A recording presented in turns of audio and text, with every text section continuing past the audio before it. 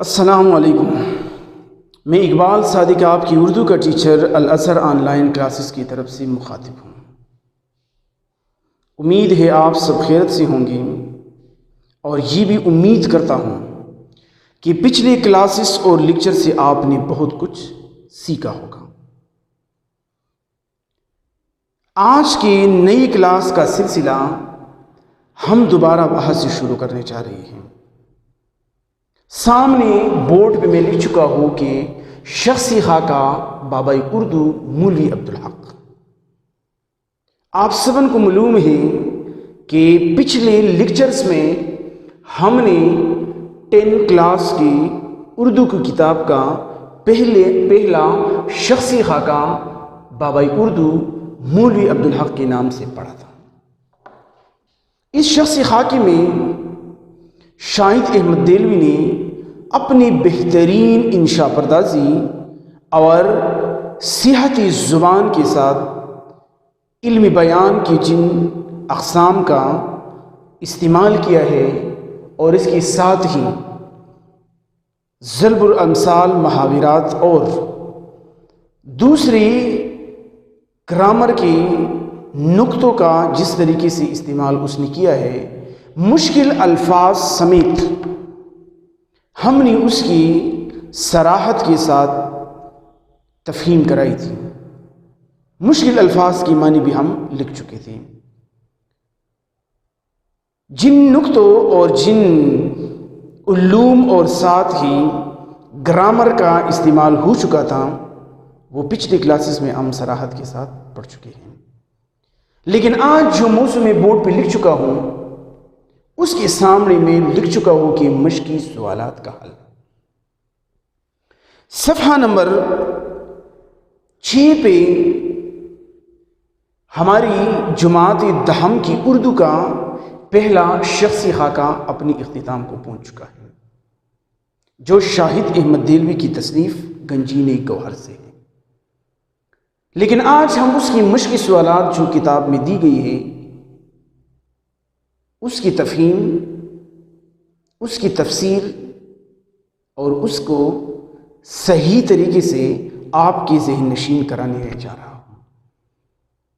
آپ سب کو معلوم ہے کہ سبق کے اختتام پہ جو سوالات سبق کے حوالے سے ہوتے ہیں، بڑے انفارمیٹیو ہوتے ہیں، اور انہی سوالات کے ذریعے ہی آپ کی ذہن کی، آپ کی دماغ کے، آپ کی علم کی جانچ کی جاتی ہے کہ جو سبق مطلوبہ سبق آپ پڑھ چکے ہیں، یہ آپ کس حد تک جان چکے ہیں۔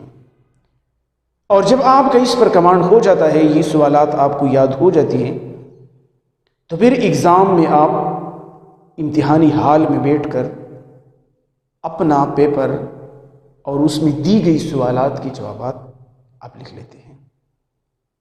تو اسی لیے آج کے نئی کلاس کا سلسلہ ہم دوبارہ وہاں سے جوڑ دیں یا وہاں سے شروع کرنے جا رہی ہے، تو آپ اپنی کتابیں صفحہ نمبر 8 اور 7 پر ملاحظہ کیجیے۔ یعنی صفحہ نمبر 7 سے ہم شروع کر کے ہم صفحہ نمبر 8 تک پہنچیں گے۔ ملاحظہ ہے۔ خدا کے نام سے ہر چیز کا آغاز کرتا ہوں، خدا کے نام سے ہر چیز کا آغاز کرتا ہوں، اسی پہ فخر کرتا ہوں، اسی پہ ناز کرتا ہوں۔ صفحہ نمبر 7 پہ آپ دیکھ رہی ہیں مشقی سوالات میں پہلا سوال ہے کہ درست الفاظ کی مدد سے خالی جگہ پر کریں۔ پہلے سوال میں کتاب کی تحریر اور متن سے کچھ ایسی جملے لی گئی ہیں جس میں ایک لفظ کی جگہ خالی چھوڑ کر اس میں جو سوٹیبل ورڈز آتا ہے، آپ سے اس کے بارے میں پوچھا جاتا ہے، اور یہ خالی جگہ جس کو ہم انگریزی میں MCQs کہتے ہیں، آپ کو امتحان میں ہر پیپر کے ساتھ حل کرنا ہوتا ہے۔ تو آپ دیکھ رہے ہیں کہ سوال نمبر 1 میں خالی جگہ پر کرنے میں پہلا جو آپشن ہے، جز ہے الف نمبر پوچھا جا رہا ہے کہ مولوی عبدالحق دلی کے ایک قصبے ڈیش کے رہنے والے تھے. وہ سبق کے اندر ہم پڑھ چکے ہیں. سامنے میں لکھ چکا ہوں کہ سوال نمبر 1 کے جوابات میں پہلے آپشن میں جو سوٹیبل لفظ ہے، جو صحیح درست لفظ اس میں آتا ہے، وہ ہے ہاپوڑ. یعنی مولوی عبدالحق کی پیدائش ہاپوڑ میں ہوئی تھی. دوسرے نمبر پہ ہے کہ ہاپوڑ کی 2 چیزیں مشہور تھیں. اس کی 2 چیزیں بہت مشہور تھیں، وہ بھی ہم نے پڑھا تھا. ایک ہے پاپڑ اور دوسرا ہے کہ مولوی عبدالحق. تیسرے نمبر پہ جیم نمبر آپشن ہے کہ اردو کی فروغ کے لیے مولوی عبدالحق صاحب نے اورنگ آباد میں ایک تعلیمی ڈیش قائم کیا. ایک تعلیمی انجمن نہیں، ایک تعلیمی اسکول نہیں، بلکہ ایک ادارہ قائم کیا تھا. مولوی عبدالحق نے اورنگ آباد میں ایک تعلیمی ادارہ قائم کیا. اس کے بعد ہے کہ گاندھی اردو کی بجائے ڈیش کو قومی زبان بنانا چاہتے تھے. وہ تو آپ سب جانتے ہیں، سبق میں ہم صراحت کے ساتھ پڑھ چکے ہیں کہ وہ کس کو یا کون سی زبان کو ہندوستان کی قومی زبان بنانا چاہتے تھے، اور وہ تھی ہندی. وہ ہندی بھاشا کو اردو پر فوقیت دے رہی تھی، اور وہ ہندی بھاشا کو دیوناگری رسم الخط میں ہندوستان کی قومی زبان بنانا چاہتے تھے. اور مولوی عبدالحق ان کی اس ہتھ کنڈوں کو ناکام بنانے کی تربیت دی. اس کے بعد ہے کہ گاندھی جی سے ٹکر لینے کے بعد وہ اردو کی ڈیش بن گئی. مولوی عبدالحق صاحب اردو کی دفاع میں، اردو زبان کی بقا کے لیے مولوی عبدالحق صاحب گاندھی جی سے ٹکر لے کر اس کی مخالف بن گئے. تو اسی وجہ سے وہ پوری ہندوستان میں بابائی اردو یا اردو کے قائد اعظم کے نام سے مشہور ہو گئے. اور آخری آپشن ہے کہ جب مولوی صاحب نزا کی حالت میں تھے، یعنی مرنے کے قریب تھی، دزن کدن وقت تھے وہ، تو اس حالت میں اس کی زبان پر 2 ہی الفاظ تھے. ان 2 ہی الفاظ میں ایک تھا انجمن اور دوسرا تھا اردو. وہ 2 الفاظ تھے. اس کے بعد آپ دیکھ رہے ہیں کہ آپ سے کتاب میں کچھ سوالات پوچھی جا رہی ہے، جس کو ہم شارٹ کویسچن یا مختصر سی سوالات کہہ سکتے ہیں، پوچھی جا رہی ہے. اس میں دوسرا سوال ہے کہ مولوی عبدالحق نے ریاست حیدرآباد دکن میں کیا اہم خدمات انجام دی. اس کے بعد ایک اور کویسچن ہے کہ مولوی عبدالحق نے انجمن ترقی اردو کا دفتر اورنگ آباد سے دلی کیوں منتقل کیا. اس کے بعد اگلا سوال ہے چوتھا کہ مولوی عبدالحق کو بابائی اردو کیوں کہا جاتا ہے. اور اس کے بعد آپ کو سبق کے اندر جو استعمال ہو چکی ہے کچھ محاورات تھے. کہتے کہ ان محاورات کا صحیح طریقے سے استعمال کر کے مطلب کہ جملوں میں اس کا استعمال کریں تاکہ اس کا مطلب واضح ہو جائے. محاورہ کیا ہوتا ہے، کس زبان کا لفظ ہے، اس کی لفظی معنی کیا ہے، اور پھر اصطلاح میں محاورے کی تعریف جو کچھ ہوتی ہے وہ میں آپ کو لکھ بھی چکا ہوں، ایکسپلین بھی کر چکا ہوں. میں نے پچھلے کلاسز میں آپ کو اس کی تفہیم کرائی ہے. یہاں پر ہم صرف ان محاورات کی معنی لکھیں گے اور پھر ہم اس کا استعمال کریں گے کہ اس کا استعمال کیسی وجہ ہوگا.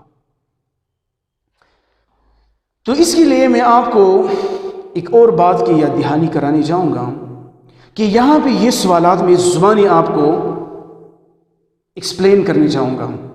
یہ میں زبانی کر رہا ہوں، آپ سن رہے ہیں، لیکن ایسی سننے سے تو آپ کو تفہیم ہو جائے گی لیکن آپ کو یاد نہیں رہے گی.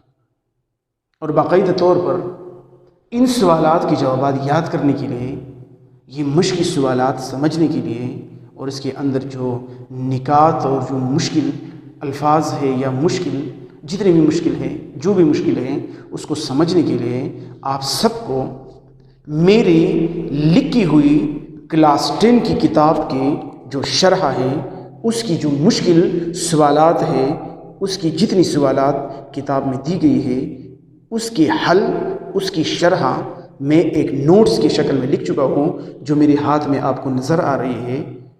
توضیحی اردو، نیچے لکھا ہوا ہے تحشیہ اردو.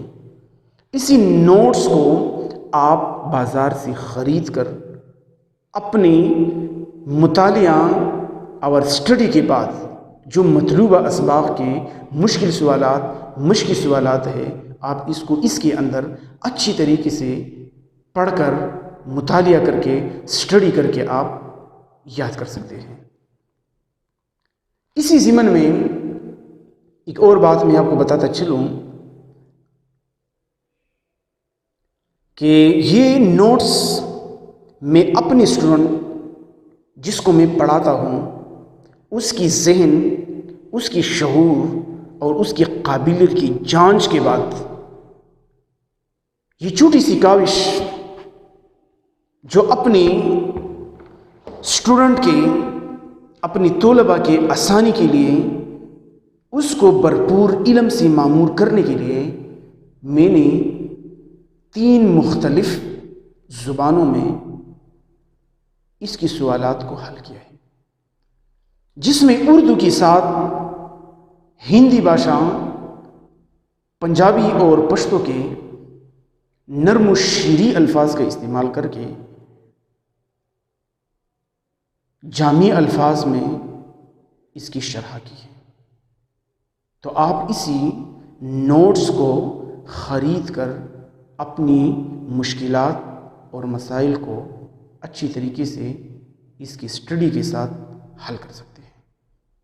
تو اب جو ہمارے سوالات ہیں، جو میں آپ کے اسی نوٹس کے اندر ڈیٹیل سے لکھ چکا ہوں، پہلا سوال دوسرا سوال ہے کہ مولوی عبدالحق نے ریاست حیدرآباد دکن میں کیا اہم خدمات انجام دی، تو وہ میں اسی نوٹس کے اندر کچھ یوں لکھ چکا ہوں کہ مولوی عبدالحق صاحب ریاست حیدرآباد میں ایک عرصے سے مقیم تھے۔ انہوں نے ریاست کے لیے کئی خدمات انجام دی۔ اس نے ریاست کے لیے کئی خدمات انجام دی، 1 2 نہیں۔ آپ نے یہاں انجمن ترقی اردو کی تنظیم قائم کی۔ حالانکہ اس تنظیم کی ابتدا میں پچھلی کلاسز میں بتا چکا ہوں کہ مولوی عبدالحق نے نہیں کی۔ یہ 1902 میں علی گڑھ کالج کے تحت یہ انجمن ترقی اردو کا جو شعبہ ہے قائم کیا گیا تھا۔ اس کا پہلا سیکرٹری مولانا شبلی نعمانی تھا، اور 1912 میں مولوی عبدالحق صاحب جو تھا اسی شعبے کا سیکرٹری بن گیا، اور یہ شعبہ جو انجمن ترقی اردو کے نام سے تھا اپنے ساتھ علی گڑھ سے حیدرآباد لے آئے اور حیدرآباد میں اس نے قائم کی ہے۔ سب سے پہلا کام اس نے اردو کی ترقی کے لیے انجمن کا جو دفتر تھا وہ حیدرآباد میں قائم کیا، اور اسی اتنا پروان چڑھا، اتنی ترقی دی اس کو کہ انجمن ساری ہندوستان کا گڑھ بن گئی۔ مولوی صاحب نے حیدرآباد میں ایک دارالترجمہ کی بنیاد بھی رکھی۔ آپ سبق کے اندر پڑھ چکے ہیں کہ اس نے عثمانی یونیورسٹی کا منصوبہ بنایا تھا، پھر اس کے اندر اس نے ایک دارالترجمہ کی بنیاد رکھی جہاں تمام علوم کا اردو میں ترجمہ ہوتا تھا۔ حیدرآباد میں اس نے یہ کام کیا کہ تمام دوسری زبانوں کی کتابوں کو اردو میں اس نے ان تمام تصانیف کی تراجم کی۔ اس کے علاوہ انہوں نے یہاں ایک اردو کالج بھی قائم کیا۔ اس کے بعد ہے کہ مولوی عبدالحق نے انجمن ترقی اردو کا دفتر، پہلے اس نے علی گڑھ سے وہ دفتر، وہ تنظیم، وہ شعبہ علی گڑھ سے حیدرآباد لے گئے۔ پھر اس نے حیدرآباد مطلب اورنگ آباد سے دلی کیوں لے آئی، اس کی وجہ کیا تھی؟ تو اس کا جواب بھی میں جامع الفاظ میں، آسان الفاظ میں، آسان جملوں کا سہارا لے کر صحتی زبان کے ساتھ کچھ یوں لکھا ہوں، سنیے، ملاحظہ ہوں۔ گاندھی جی ہندوستانی جو سبق کے اندر ہم پڑھ چکے ہیں، یہاں ہندوستانی زبان سے مراد ہندی بھاشا ہے، ہندی۔ کہتے ہیں کہ مولوی عبدالحق صاحب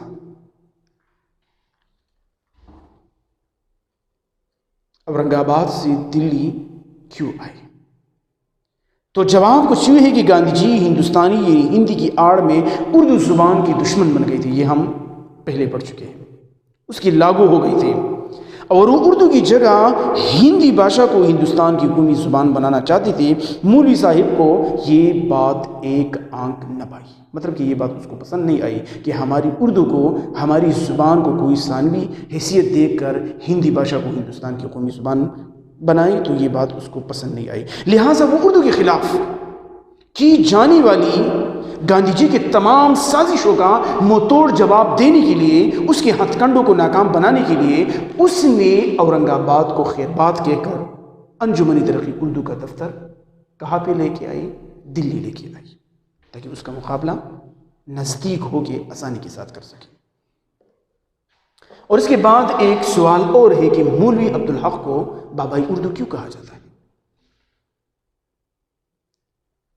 سبق کے آغاز میں بھی میں یہ بات بتا چکا تھا، آپ کو اس بات کی تفہیم کرا چکا تھا کہ مولوی عبدالحق کو یہ بابائی اردو کا خطاب کس نے دیا اور کیوں اور کب؟ وہ کیوں کا جو لفظ آیا ہے، اس کا جواب اور اس کی وضاحت اب ہوتی جا رہی ہے، لیکن اس سے پہلے میں آپ کو یہ بتا چکا تھا کہ مولوی عبدالحق کو 1935 میں عثمانیہ یونیورسٹی کے ایک طالب علم محمد یوسف نے بابائی اردو کا خطاب دیا تھا، اور کیوں دیا تھا اب یہ بھی ذرا سنیے۔ مولوی عبدالحق صاحب نے اپنی تمام زندگی اردو کی ترقی کے لیے وقف کر رکھی تھی، یہ آپ سمجھ جانتے ہیں کہ جب اس کی سیکرٹری بن گئی تو اس نے اپنی زندگی اس کی نام کر دی۔ انہوں نے دن رات ایک کر کے اردو زبان کے فروغ کے لیے بڑا کردار ادا کیا۔ ریاست حیدرآباد کی طرف سے انجمن کو جو وظیفہ ملتا تھا، اس کے بند ہونے پر مولوی عبدالحق صاحب نے اپنی تمام تر پینشن اور اس کی جو جائیداد اور اثاثی تھی وہ انجمن ترقی اردو کی نام کر دی، اور آپ سب نے یہ بات پڑھی ہے کہ اس وقت وہ جائیداد اور وہ اثاثی 5 لاکھ کی تھی۔ اگر آج ہم کی حساب لگائی، اس وقت کے 5 لاکھ اور اس وقت مطلب کہ 5 کروڑ اس وقت کے بنتے ہیں، اور 5 کروڑ کا اثاثہ مال و دولت کسی چیز یا کسی شخص کے نام کرنا آسان نہیں ہوتا۔ اور یہ بات بھی ہم نے پڑھی تھی کہ موت تک نیزہ کی حالت میں بھی مولوی عبدالحق کو صرف 2 چیزیں کی فکر تھی، اردو اور انجمن کی۔ یہی وجہ ہے کہ ان ڈھیر ساری خدمات اور ان ڈھیر ساری خوبیوں کی بنا پر مولوی عبدالحق کو بابائی اردو کا خطاب دیا کس نے تھا، کب دیا تھا، وہ بھی میں بتا چکا۔ اب آپ دیکھ رہے ہیں کہ اس کے نیچے ایک اور سوال آپ کو دیا گیا ہے جو 5ویں نمبر پہ ہے کہ درج ذیل محاورات کو جملے میں استعمال کریں، اور یہ ہم پڑھ چکے تھے کہ محاورہ کی لغوی معنی بات چیت کرنے کی، لیکن گرامر کی روسی، قواعد کی روسی 2 یا 2 سے زیادہ الفاظ کا وہ مجموعہ جو اپنے حقیقی معنوں کے بجائے مجازی معنوں میں استعمال ہو اور اس کے آخر میں پیل کا آنا لازم ہے۔ تو آپ دیکھ رہے ہیں کہ یہاں پہ ہم کو جو محاورات دیے ہیں وہ میں آپ کو بتانے جاؤں گا کہ اس میں پہلے نمبر پہ جو محاورہ ہے کہ ناک کا بال بن جانا آپ دیکھ رہے ہیں کہ اس میں علامت مصدر ہے اور ہے پیل، یعنی جانا، ہاتھ بٹانا، مٹھی میں کر لینا، اور یہاں پہ ہے کہ بکیڑوں میں الجھنا۔ ایک اور محاورہ ہے کہ پیشوائی کرنا، اور آخری نمبر پہ ہے کہ قدم چلانا۔ جیسے کہ ہم نے ذکر کیا اس کی تعریف میں کہ 2 یا 2 سے زیادہ الفاظ کا وہ مجموعہ جو اپنی حقیقی معنوں کے بجائے مجازی معنوں میں استعمال ہو، یا اپنی حقیقی معنی نہیں دیتی، مجازی معنوں میں اس کا استعمال ہوتا ہے۔ اب ہم دیکھنے جا رہے ہیں کہ یہاں پہ جو پہلے نمبر پہ ہے کہ ناک کا بال بن جانا، یہ ہم سبق میں بھی پڑھ چکے تھے کہ سر اکبر حیدری جو حیدرآباد کا وزیر اعظم تھا، مولوی صاحب نے اس کو اپنی ناک کا بال بنایا تھا، یا وہ خود اس کی ناک کے بال بن گئے تھے۔ مطلب یہ ہے کہ وہ اس کی نہایت عزیز، قریبی یا کلوز فرینڈ اور دوست بن گئے تھے۔ اس کی مجازی معنی، اس کو ہم مجازی معنی میں استعمال کریں گے تو اس کی معنی کچھ یوں بنتی ہے کہ بہت عزیز اور قریبی دوست ہونا۔ اس کے بعد ہے کہ ہاتھ بٹانا ہم ویسے بھی روزمرہ میں اور روزمرہ کی بات چیت میں بھی استعمال کر لیتے ہیں کہ میں نے اپنے دوست کے ساتھ کام میں ہاتھ بٹایا۔ ہاتھ بٹانا کیا ہے؟ کسی کے کام میں شریک ہونا، کسی کی مدد یا ہیلپ کرنا۔ اس کے بعد ہے مٹھی میں کر لینا۔ کسی مٹھی میں کر لینا؟ اب میں نے اس مارکر کو اپنی مٹھی میں کر لیا، مطلب کہ اپنی اختیار میں کر لیا، اپنی قبضے میں کر لیا، اپنی اختیار میں کر لیا، اپنی چھنگل میں کر لیا۔ ہندی میں ہم قبضہ یا چھنگل کہتے ہیں، یعنی کسی شخص کو اپنی اختیار میں کرنا یا اپنی چھنگل میں کرنا، اپنی قبضے میں کرنا، تو اس کو ہم کہتے ہیں کہ مٹھی میں کر لینا۔ یعنی آج کل کی لڑکیاں شادی کے بعد بہت جلد ہی اپنی چالاکی کی وجہ سے اپنی شوہروں کو مٹھی میں کر لیتی ہیں۔ بکیڑوں میں الجھنا۔ بکیڑا کیا ہوتا ہے؟ فساد ہوتا ہے، دقت ہوتی ہے، کٹھن کام ہوتا ہے، مشکل ہوتا ہے، یا مصیبت اور تکلیف اور صعوبت ہوتی ہے۔ یعنی بکیڑوں میں الجھنا، فساد میں، جھگڑے میں، تنازع میں، مصیبت میں، تکلیف میں، مشکل میں یا صعوبت میں گرفتار ہونا۔ ہمیں دوسروں کی بکیڑوں میں نہیں الجھنا چاہیے۔ ہم دوسروں کی باتوں میں، دوسروں کی جھگڑوں میں، دوسروں کی مشکلوں میں، دوسروں کی باتوں میں جو ہے نا خواہ مداخلت نہیں کرنا چاہیے۔ لفظ ہے پیشوائی کرنا۔ پیشوائی میں رہبری کرنا، رہنمائی کرنا۔ ہم نے سبق میں پڑھا تھا کہ سر راس مسعود کی وجہ اس کی چہرے کی پیشوائی کر رہی تھی، اس کی رہبری کر رہی تھی۔ وہ بتا رہی تھی کہ کتنا قابل انسان ہے، یہ علم کا خزانہ ہے، یہ سی علم ہے، علم کوٹ کوٹ کر اس کے اندر بھری، کہ علم کوٹ کوٹ کر اس کے اندر بھرا ہے۔ اور آخری ہے قدم جمانا۔ قدم جمانا کیا ہے؟ کہ جم کر کھڑا ہونا یا کھڑا رہنا۔ اب میں مضبوطی کے ساتھ یہاں پر کھڑا ہو جاؤں، سینہ تھان کر، کوئی مجھے گولی بھی مارے، مجھ پر پتھر بھی برسائے، لیکن میں اپنی جگہ سے نہ ہلوں۔ اس کو کہتے ہیں قدم جمانا، مضبوطی سے قائم۔ جیسے کہ بال بازی دیگر ہم جب استعمال کر لیتے ہیں، ہم کہتے ہیں کہ انگریزوں نے تجارت کے بہانے آ کر ہندوستان میں اپنے قدم جمائے، ہندوستان پر اپنے قدم مضبوط کر کے اس کو اپنے کنٹرول اور اپنی چنگل میں کر دیا۔ تو آپ دیکھ رہے ہیں کہ یہ تھے ہماری آج کی لیکچر، اور جو شخصی خاکہ تھا مولوی عبدالحق، اس میں جو مشقی سوالات ہیں، یہ مشقی سوالات ہم نے ایکسپلین کر لی۔